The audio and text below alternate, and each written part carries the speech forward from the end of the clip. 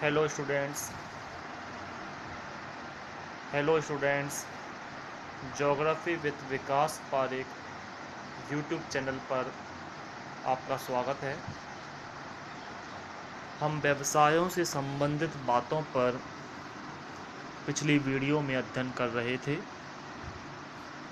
हमने देखा था प्राथमिक व्यवसाय के बारे में। प्राथमिक व्यवसाय वे व्यवसाय होते हैं जो सीधे ही प्रकृति से प्राप्त होते हैं और इन व्यवसायों के अंतर्गत आखेट, पशुचारण, कृषि, खनन ऐसे तमाम कार्यों को शामिल किया जाता है। पिछली वीडियो में आखेट से संबंधित बातों का हम अध्ययन कर चुके थे और हमने पशुचारण से संबंधित बातों का भी अध्ययन किया। हमने पशुचारण के दो प्रमुख क्षेत्रों की जानकारी प्राप्त की थी।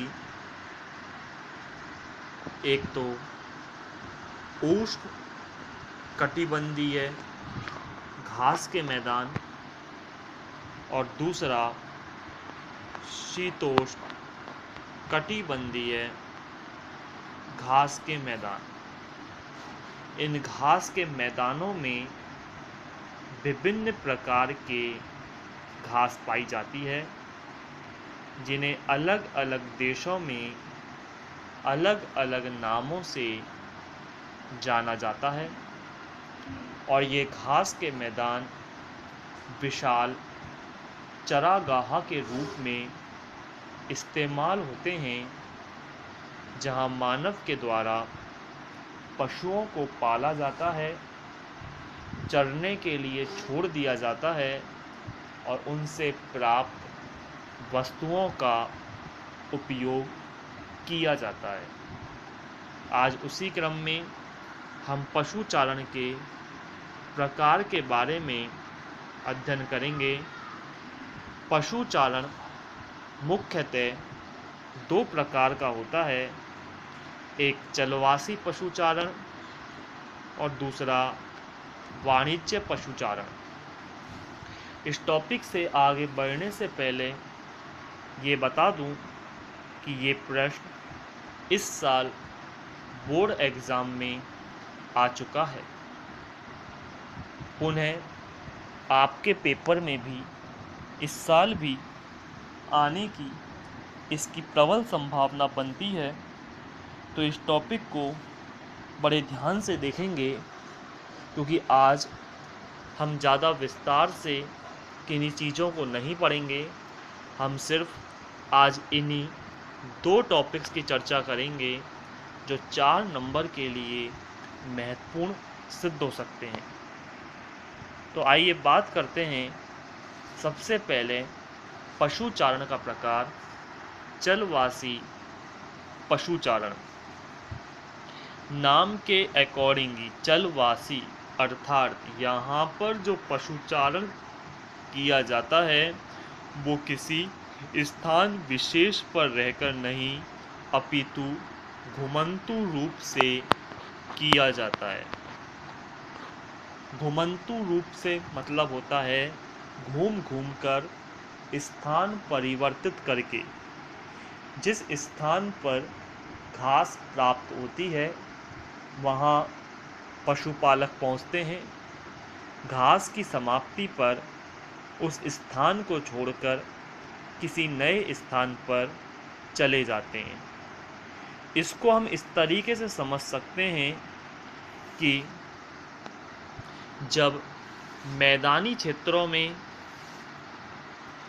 घास मिलती है तो पशुचारक मैदानी क्षेत्रों में आ जाते हैं और जब मैदानी क्षेत्रों से घास समाप्त हो जाती है तो ऐसी स्थिति में पहाड़ी क्षेत्रों में घास उगाती है और उस पहाड़ी क्षेत्रों में पशुचालक अपने पशुओं को लेकर पहुंचते हैं। अर्थात बात अगर इस चीज़ की करें कि ये जो पशुचारण है वो पर्वतीय और मैदानी क्षेत्रों के मध्य होता है। बारिश के मौसम में जब मैदानी क्षेत्रों में घास अधिक होती है तो ये लोग मैदानी क्षेत्रों में आ जाते हैं, और जब ऋतु बदलती है, मौसम परिवर्तित होता है, तो ये लोग पर्वतीय क्षेत्रों में चले जाते हैं। अर्थात शॉर्टली अगर बात कही जाए तो ये जो पशुचारण किया जाता है वो ऋतुओं के आधार पर किया जाता है। सर्दी, गर्मी और बरसात के आधार पर स्थान की भौगोलिक परिस्थितियां भी बदलती रहती हैं। ऐसे में जहां घास अधिक मिलती है, पशुपालक अपने पशुओं को लेकर वहां पहुंच जाते हैं और पशुचारण करते हैं। तो बात आई थी कि चलवासी पशुचारण स्थान विशेष पर ना होकर घुमक्कड़ रूप से किया जाता है। ये पशुचारण जो किया जाता है वो मुख्यतः जीवन निर्वाह के लिए किया जाता है। अर्थात मानव इसके अंतर्गत ज़्यादा किसी विशेष तकनीक का या वैज्ञानिक पद्धतियों का इस्तेमाल नहीं किया जाता, अपितु सामान्य रूप से पशुओं को चरने के लिए छोड़ दिया जाता है।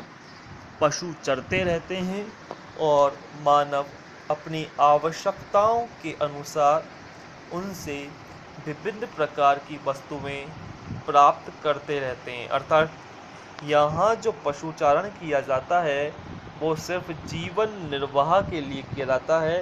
इतना ही किया जाता है या इतना ही मेहनत की जाती है जितनी मानव को आवश्यकता हो, उसका जीवन यापन हो सके। इसमें जो पशु होते हैं वो मुख्यतः प्राकृतिक वनस्पतियों पर निर्भर होते हैं। अर्थात मानव के द्वारा उन्हें चारा उपलब्ध बहुत कम कराया जाता है। प्रकृति के द्वारा जो घास, वृक्ष, जो वनस्पतियाँ उत्पादित होती हैं, पशु उन्हीं पर डिपेंड रहकर विकसित होते हैं, अपना जीवन यापन करते हैं। यानी मानव के द्वारा उन्हें चारा बहुत कम या ना के बराबर उपलब्ध कराया जाता है। इसमें जो पशुपालक होते हैं वो भूमि का विस्तृत उपयोग करते हैं।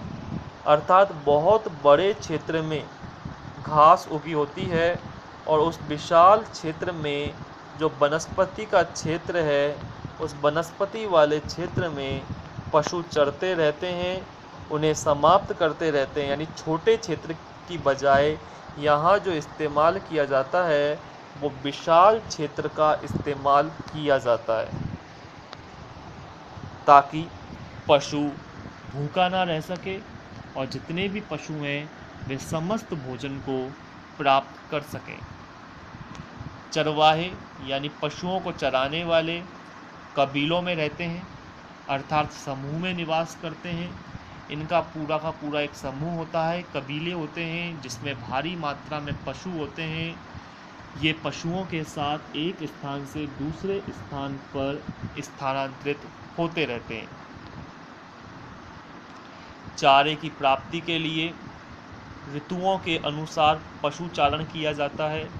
अर्थात सर्दियों में जो घास प्राप्त होती है वह खाई जाएगी, गर्मियों की अलग और बारिश की अलग। अर्थात यहाँ ऐसा नहीं कि एक बार में चारा एकत्रित कर लिया जाए और पशु साल भर उसे खाते रहें, अपितु ऋतु के आधार पर, मौसम के आधार पर यहाँ चरवाहा अपने पशुओं को चराता है, उन्हें भोजन प्रदान करता है। यह पशुचारण मुख्यतः पुरानी दुनिया तक सीमित है। अब इस पुरानी दुनिया का आशय क्या है? पुरानी दुनिया के अंतर्गत जो शामिल किया जाता है वो मुख्यतः हमारा एशिया महाद्वीप शामिल किया जाता है। पुरानी दुनिया के अंतर्गत। जबकि नई दुनिया के अंतर्गत जो शामिल किया जाता है वो अमेरिका को शामिल करते हैं। ऐसे और भी कई देश हैं, लेकिन मुख्यतः महाद्वीप जो नई दुनिया में जाना जाता है वो अमेरिका, और पुरानी दुनिया में जो जाना जाता है वो एशिया महाद्वीप जाना जाता है। यही कारण है कि एशिया महाद्वीप आज भी ये कहा जाता है कि अविकसित अवस्था में है, पिछड़ी हुई अवस्था में है, जबकि अमेरिका को विकसित अवस्था में माना जाता है। अमेरिका नई दुनिया का क्षेत्र है और एशिया पुरानी दुनिया का। इसके अंतर्गत जो पशुचारण किया जाता है वो प्राचीन तरीके से किया जाता है, अर्थात किसी भी प्रकार की वैज्ञानिक तरीकों का इस्तेमाल नहीं होता, किसी भी प्रकार की उन्नत तकनीक का इस्तेमाल नहीं होता है, अपितु पशुओं को मैदानों में चरने के लिए छोड़ दिया जाता है। पशु चरते रहते हैं और मानव अपनी आवश्यकताओं को पूरा करते हैं। इसके अतिरिक्त जो मुख्यतः यहाँ पर जानवर पाले जाते हैं, पशु जो पाले जाते हैं वो मुख्यतः पालतू पशुओं को पाला जाता है। जैसे आप देख सकते हैं भेड़, बकरी, गाय, गधे, घोड़े, ये वे पशु हैं जिनसे मानव अपनी आवश्यकताएं पूरी करता है। भेड़ों से उनके बाल, दूध, मांस, बकरी से दूध व मांस की प्राप्ति, उसी तरह से गाय से भी मांस और दूध प्राप्त होता है। गधे और घोड़े वाहनों को खींचने यानी सामान को एक स्थान से दूसरे स्थान पर माल वाहक के रूप में इस्तेमाल किए जाते हैं। तो ये चलवासी पशुचारण का एक टॉपिक रहा, जिसके अंतर्गत हमने जाना कि ये पशुचारण स्थान विशेष पे ना होकर अपितु घुमंतु रूप से किया जाता है। अब अगर उसी क्रम में आगे चलें तो वाणिज्य पशुचारण की बात करें तो वाणिज्य पशुचारण चलवासी पशुचारण के ठीक विपरीत है। अर्थात जो हमने चलवासी में देखा उसका उल्टा यदि करें तो वाणिज्य पशुचारण आता है। वाणिज्य, जिसको अगर देखा जाए नाम के अकॉर्डिंग ही, यह पशुचारण का जो मुख्य उद्देश्य होता है वो व्यापार करने का होता है। अब जब नाम व्यापार का आ गया है तो स्वाभाविक सी बात है यहाँ पर जो पशुचारण किया जाता है वो लाभ की प्राप्ति के लिए किया जाता है। अर्थात यह पशुचारण अत्यधिक व्यवस्थित और पूंजी प्रधान व्यवसाय है। अर्थात इसमें पशुओं को प्रकृति के भरोसे नहीं छोड़ा जाता, अपितु यहाँ पर जो कार्य किया जाता है वो व्यवस्थित तरीके से अत्यधिक पूंजी लगाकर किया जाता है ताकि लाभ की अधिकतम प्राप्ति हो सके। पशुओं के लिए यहाँ बड़े बड़े फार्म बनाए जाते हैं जिन्हें रेंच कहा जाता है। आप सामने नहीं देख पा रहे होंगे क्योंकि वो ब्लैक बैकग्राउंड आ रहा है पीछे, लेकिन मैं लिख देता हूँ सामने कि यहाँ पशुओं के बड़े बड़े फार्म बनाए जाते हैं और ऐसे फार्मों को रेंच कहते हैं। ये बहुत ही महत्वपूर्ण प्रश्न बनता है बोर्ड एग्ज़ाम की दृष्टि से 1 नंबर का कि रेंच से क्या आशय है। रेंच पशुओं के लिए बनाए गए बड़े बड़े फार्म रेंच कहलाते हैं। अमेरिका जैसे देशों में पशुओं को जो व्यवस्थित रखने का कार्य किया जाता है या पालने का कार्य किया जाता है वो इन्हीं रेंच में किया जाता है। इसके लिए ये नहीं कि हमारी तरह पशुओं को पाल लिया, किसी बाड़े में बंद कर दिया, पशु गंदगी में पड़ा है, वहीं वह गोबर कर रहा है, गंदगी किए जा रहा है, उसी के अंतर्गत पशु निवास कर रहा है, विभिन्न प्रकार के रोगों का शिकार हो रहा है, पशुओं की बीमारियों का कोई ध्यान नहीं रखा जा रहा और पशु बीमार होकर पीड़ित होकर असमय मौत का शिकार हो जाता है। ऐसा नहीं होता है, अपितु यहाँ पर पूरी तरह से पशुओं का ध्यान रखा जाता है। पशुओं के स्वास्थ्य पर, उनकी बीमारियों पर ध्यान रखते हैं। पशुओं के लिए अलग अलग पार्टीशन बने होते हैं। उन पार्टीशन के अंतर्गत अलग अलग भोजन की व्यवस्था की जाती है। एक पशु अपने अपने पार्टीशन में रहता है, वह दूसरे से संपर्क नहीं आता और वह अपने अपने पार्टीशन यानी भाग में रहकर अपना चारा चरता है और निवास करता है। इसका फ़ायदा यह होता है कि इस पशु को यदि कोई बीमारी है तो वो इस पशु को नहीं लगती। दूसरी स्थिति यह है कि इसकी गंदगी, इसके मलमूत्र जो हैं वो इस पशु के संपर्क में नहीं आ पाते। तो पशु जो रहते हैं वो डिवाइडेशन में रहते हैं, बटी हुई अवस्था में रहते हैं। इसके अतिरिक्त यहाँ जो पशुओं को पाला जाता है उसमें पूरी तरह से वैज्ञानिक पद्धति का उपयोग करते हैं। पूरी तरह से उनका रिसर्च की जाती है, देखभाल की जाती है, उनकी बीमारियों का पूरी तरह से ध्यान रखा जाता है। यह पशुचारण मुख्यतः शीतोष्ण घास के मैदानों में किया जाता है। जैसे हमने देखा, शीतोष्ण घास के मैदान अमेरिका में पाए जाते हैं और मैंने कहा था अमेरिका नई दुनिया का क्षेत्र है। ऑस्ट्रेलिया, रूस के अंतर्गत ये पशुचारण किया जाता है। और सबसे बड़ी बात कि जहाँ ये पशुचारण, चलवासी पशुचारण पुरानी दुनिया में है, वहीं वाणिज्य पशुचारण नई दुनिया में किया जाता है। ऐसा नहीं है कि एशिया महाद्वीप में ये तकनीक नहीं अपनाई जाती है, लेकिन मोस्टली जो देखा जाए वो अमेरिका जैसे विकसित महाद्वीपों के अंतर्गत इस पशुचारण को किया जाता है।